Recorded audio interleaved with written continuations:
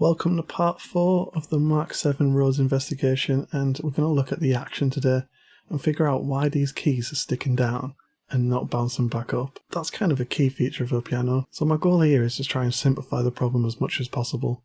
So I'm going to lift the harp up, remove the name rail, and just have a look and see what the keys do. And even now they're still stuck. So this tells me it's probably to do with those pins.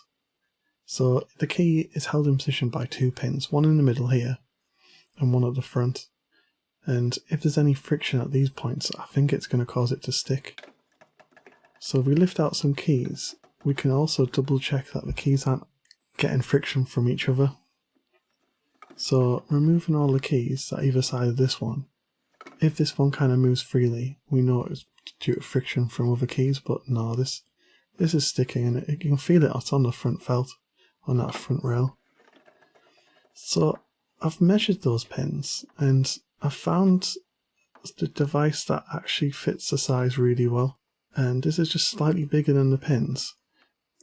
And I know you can get tools to kind of ease this, but my concern with that is if I ease it too much on one side compared to the other side, then the key's going to move.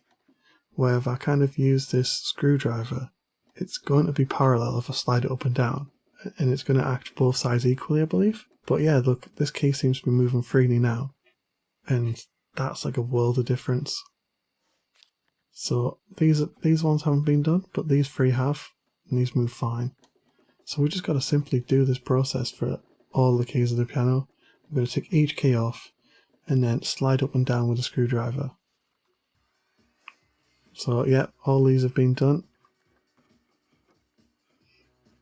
And to be fair, it didn't take too long to do the whole piano. I'd probably say less than an hour. But part of it's just kind of having a look around the piano and checking for other issues as well. These instruments, as I say, there's not a lot known about them.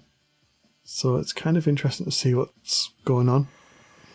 And yeah, it's a good opportunity to kind of hoover up, get rid of any dust, any future issues, and make this instrument play and look the best it possibly can. I think looking at the middle, we've got this balance rail, and one thing I found quite interesting is we've got a joint in the balance rail, and this joint actually happens at multiple places. Now this type of joint is fairly strong. It's like it's a structural joint. It's probably as strong as the wood, but I just thought it was interesting that, you know, we haven't used one piece of wood here. So next up we've got this key. This was interesting. So it moves freely, but then if I put the key next to it in, we get some friction again. It doesn't bounce back up. So trying to investigate why that is, I think there's contact between these 2 keys, between 27 and 28. And if we look down the keys, we can kind of see that the pedestal's kind of got like a weird shape to it. And it's a little bit wonky. So I don't know if it's kind of twisted with like humidity or time. But I think, you know, a little bit of sanding on that will sort it out. It does look a little bit ugly. And even when I take it out, you can see it's kind of got some weird markings to it. I'm not even sure how you'd go about making those markings. Is it like gouged?